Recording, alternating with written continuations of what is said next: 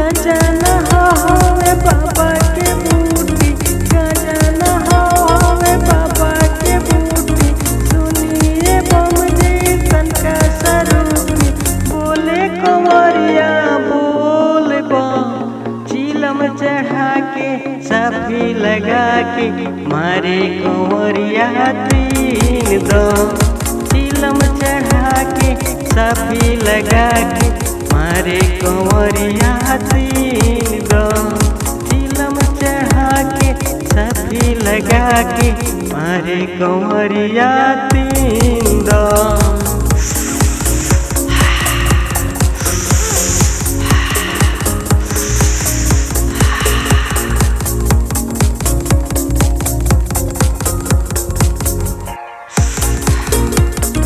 पहला ही दम मारे चिलम चढ़ा के, दूसरा ही दम मारे साफी लगा के।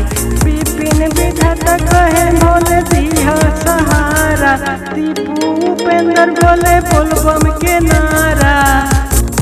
पहला ही दम मारे चिलम चढ़ा के, दूसरा ही दम मारे साफी लगा के। पहला ही दम मारे चिलम चढ़ा के, दूसरा ही दम मारे साफी लगा के। विपिन विधाता कहे भोले दिया सहारा, दीपू उपेंद्र बोले बोलबम के नारा। विपिन विधाता कहे भोले दिया सहारा, दीपू उपेंद्र बोले बोलबम के नारा। सभी कंवरिया बोले बोल बम। चिलम चढ़ा के साफी लगा के मारे कंवरिया तीन दम। चिलम चढ़ा के साफी लगा के मारे कंवरिया तीन दम। चिलम चढ़ा के साफी लगा के मारे कंवरिया तीन दम।